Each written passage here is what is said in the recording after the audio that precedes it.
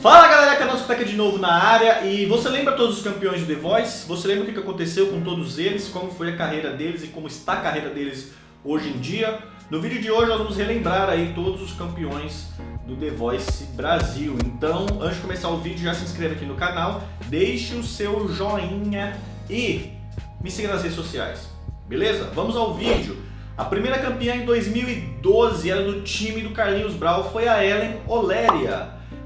Eu particularmente gostava muito da Ellen Oléria e depois eu tive o prazer de encontrar ela nos corredores lá do Souza Lima, onde eu estudei música. Alguns anos depois ela foi lá estudar, eu acho que se não me engano, ela foi estudar o violão lá no Souza Lima, e era muito legal encontrar ela, sempre me parecia uma pessoa muito afável. Desde aquele tempo ela sempre foi muito ligada aos movimentos negros, né?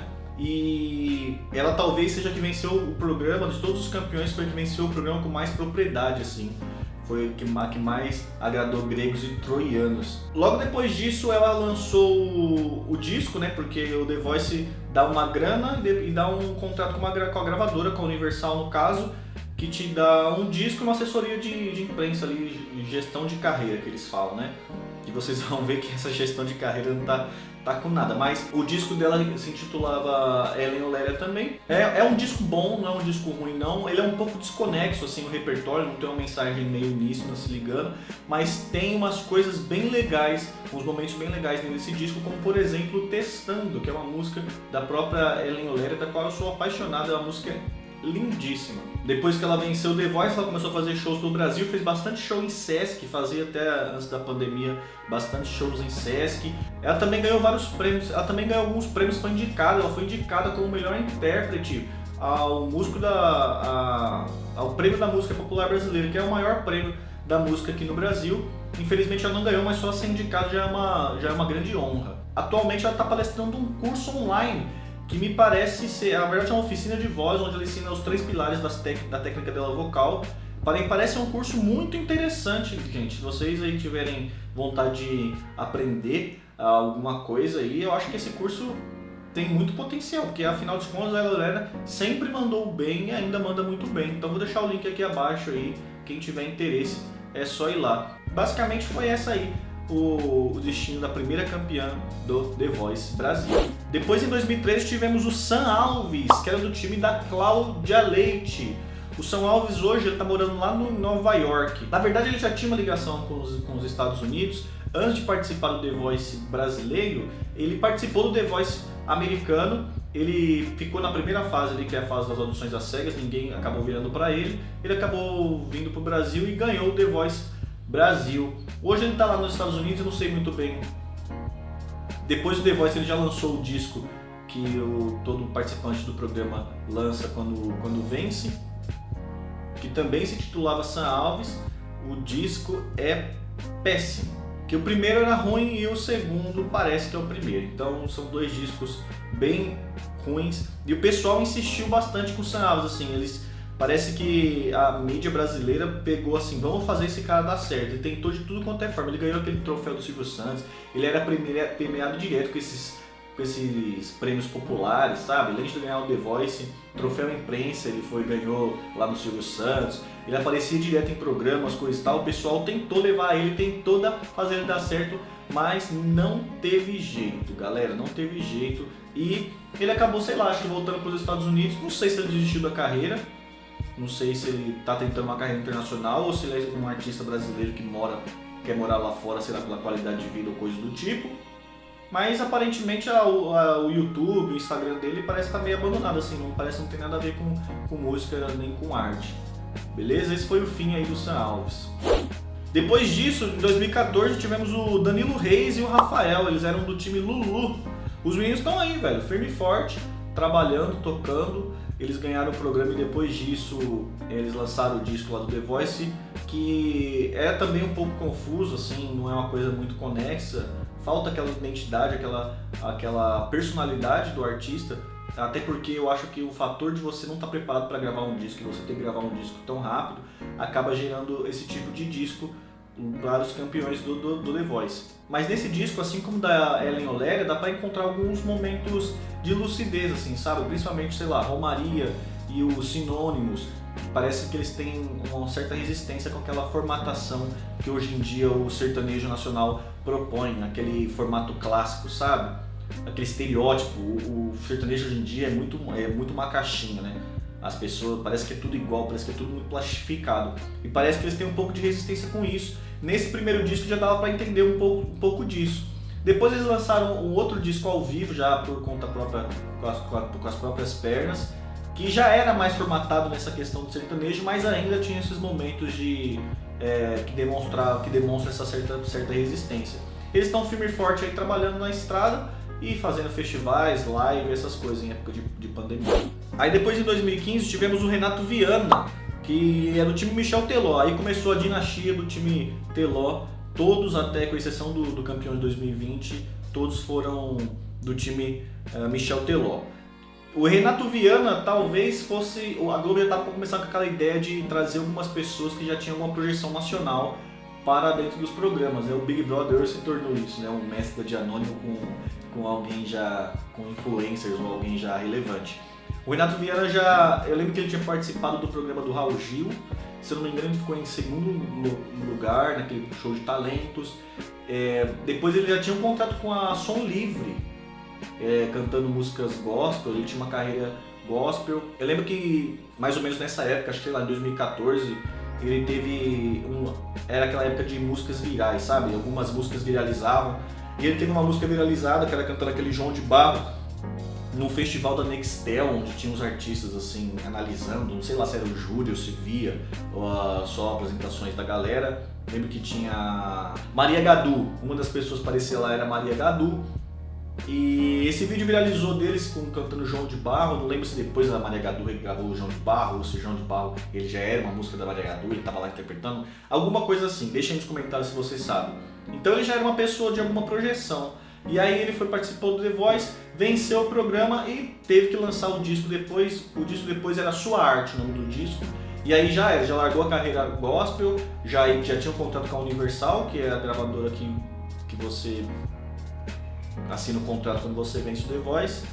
E aí ele já virou um negócio meio sertanejo, meio pop. Eles falam que é pop sertanejo, mas aí é aquela bagunça, aquele conjunto de nada. Tem participação nesse disco do Michel Teló, do Fernando Sorocaba, dois artistas que estavam ali estourados na época, mas também não conseguiu aproveitar ali o hype do The Voice e a projeção do The Voice. Ficou aquele conjunto de nada, a gravadora tentando enquadrar ele no sertanejo, ele tentando enquadrar aquele pop no sertanejo, ficou aquela confusão doida, um conjunto de nada, ninguém sabe quem é quem, ninguém define o som, aquela bagunça, e ele tá aí, até hoje tentando aí, não sabe se é um cantor romance, se é um cantor de sertanejo, tá naquela confusão, tá no limbo e tá tentando até hoje deslanchar a carreira dele. Mas enfim, mais uma aposta aí da Globo para tentar vingar um campeão do The Voice, que infelizmente não deu muito certo. Depois chegamos a Milena Jardim, que ganhou em 2016 também do time Michel Teló. Logo depois de sair do programa, ela já embarcou em ser protagonista do musical, um tributo a Whitney Houston. O nome do musical era Saudação a Whitney Houston. E aí eles viajaram o Brasil inteiro, tocaram bastante show, um musical muito bem visto. Tocaram fora, viajaram o mundo inteiro também apresentando esse festival. Ela também fez parte daquela banda do esse programa Amor e Sexo, lembra? Com a Fernanda Lima, né? Na Globo também não existe mais o programa, mas o festival ainda existe, eu acredito que está parado agora por causa da pandemia. E ela também lançou um EP pós vencer o programa, mas o EP parecia que era mais para cumprir tabela. É um EP bem ruim assim mesmo, bem feito assim nas coxas.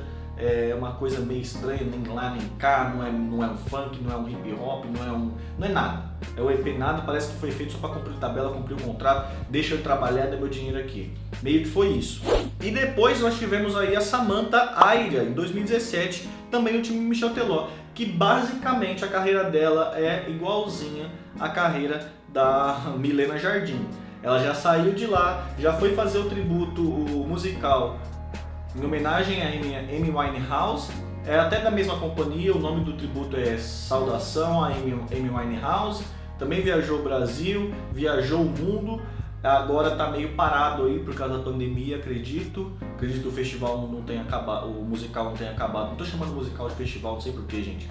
Acredito que o musical não tenha acabado, Mas as redes sociais dela, tipo o YouTube e o Instagram também, parece que tá abandonado assim. As últimas postagens já fazem anos, o Instagram também. Não sei, é difícil saber o que tá acontecendo lá com a carreira dela, o que fim deu. Mas basicamente ela ainda faz o musical até hoje, vamos ver pós-pandemia o que acontece. Em 2018 tivemos o Léo Paim. Talvez esse vencedor seja o que mais estava preparado para suprir o máximo ali da exposição que o The Voice proporciona. Ele já tinha uma carreira de alguns anos, batalhando ali, tocando o sertanejo dele. E o The Voice tem muito dessas coisas, né? É uma mega vitrine, depois disso você tem que conseguir engajar as pessoas que estavam ali vendo você na vitrine e se identifica com o seu som. E ele conseguiu fazer isso muito bem. Ele já gravou um disco depois com a participação do Michel Teló. Esse disco é um ao vivo sem público. Também não entendi muito bem, mas ele já tinha uma identidade, já tinha essa identidade de sertanejo mais clara, já é um disco bem produzido. Depois ele logo no mesmo ano já lançou o segundo disco que já era ao vivo, que já tinha uma galera que também já tinha esse mesmo formato bem definido, não tinha esse problema de conexão de definir. Me parece que ele já estava muito pronto e só estava esperando aquele contrato e aquela grana para poder dar uma alavancada na carreira dele. E tá aí batalhando, esse dia eu estava até reclamando aí do governador do Rio Grande do Sul que estava proibindo de fazer shows, tá com a rede social super ativa, fazendo lives, lançando clipe, tá aí batalhando por um lugar ao sol, tem uma equipe grande já, tem ônibus, essas coisas, e é um artista já de médio porte, não é um artista pequeno nem um artista estourado, já é um artista de médio porte e conseguiu aproveitar esse hype do The Voice da melhor forma possível. E depois dele já tivemos o Tony Gordon, que foi o campeão de 2019, o último campeão antes da pandemia. O Tony Gordon foi o mais velho, né? O campeão mais velho, acho que ele tinha 53 anos quando ele ganhou o The Voice. Família Gordon também, família tradicional aqui em São Paulo, família de músicos tradicional aqui em São Paulo. O Tony, eu acho que não deu tempo de gravar o disco dele, sabe? Ele já estava preparando o disco para lançar no início de 2020, mas aí veio a pandemia, não sei se ele suspendeu o disco, não sei se o disco já tá pronto, mas ele só não lançou ainda por conta da pandemia, não sei muito bem o que aconteceu. Então a carreira dele tá meio... Ele chegou a fazer alguns shows pelo Brasil, é um cara frequente nas redes sociais, o Instagram dele sempre rola lá uns conteúdos, ele fazendo um som, cantando algumas coisas. É um som bem nichado, a personalidade dele já é bem... Olha a chuva! Já é bem definida, mas é uma coisa bem nichada e vamos ver o que vai acontecer aí. Ele é o último antes pandemia, então tá com o disco pronto, vamos ver se esse disco sai legal. Toda terça-feira a gente escuta um disco aqui na live às 9 horas, então colhem aí, pode ser que até o disco dele apareça por aqui. E vamos ver o que dá, né? Vamos ver o que dá. E agora por último tivemos o Victor Alves, que já é o The Voice na pandemia e o The Voice do ano passado, 2020, acabou de ser o campeão, tá fresquinho. Ainda não lançou disco, eu sigo ele nas redes sociais porque a gente transmite o The Voice aqui no canal. Também não se fala muito de música, muito blá blá blá, não sei o que vai ser. Ele tem uma pegada meio pagode, mas... Não sei, gente, não sei assim, eu vejo lá nas redes sociais, brincando com cachorro, umas coisas assim, eu vejo que é pouca música, preocupado com música e tá mais ali tirando uma onda, aproveitando o hype ainda do The Voice e pouco som, não vi som ainda. O The Voice ele tem esses problemas, né? Você pode ver que todos os campeões, né? Talvez com exceção do Léo e da Ellen Oléria, mas todos os outros campeões teve um problema com identidade, criar um som de identidade, até porque criar um disco é uma coisa muito do artista, uma coisa muito de um filho, de colocar uma coisa sua pra fora, né? Eu também sinto essa pressão da gravadora de querer formatar o negócio dos caras, então tem aquela coisa sem identidade, a gravadora do outro lado querendo fazer uma coisa comercial, fica aquela confusão e os discos geralmente saem muito sem identidade. Com exceção da Ellen Oléria, que eu acho que ela já tinha essa pegada de movimento negro, já tinha essa coisa no disco dela, só que talvez em 2012 isso não era tipo a moda, né? Não era hypado, era uma coisa... Era ser muito roots naquela época. Se fosse hoje em dia, acho que a gravadora daria muito apoio e daria assistência para ela, mas acho que como naquela época não era muito legal, né, ficar defendendo essas pautas, então talvez a gravadora tenha deixado ela meio de lado. Com exceção dela e com o Léo Paim, eu acho que todos os outros patinaram nessa mesma questão e acabou não aproveitando o hype que o The Voice Brasil proporciona pro seu vencedor e aquela exposição que a Globo proporciona para qualquer um. E também tem uma questão do Tony Gordon aí, né? Vamos ver o que vai sair, vamos ver o disco. O público dele já era uma coisa mais nichada. Vamos ver se ele consegue se manter ali nesse hype, consegue fazer um trabalho consistente, assim como o Léo Paim. Bom, galera, esse foi o vídeo de hoje. Eu espero que vocês tenham gostado. Deixem nos comentários qual o vencedor que vocês mais gostam. Se tivesse um The Voice só dos vencedores, quem você acha que venceria? Fala aí pra mim. Não se esqueça de curtir o vídeo, se inscrever no canal e me seguir nas redes sociais. Um beijo e até a próxima. Tchau!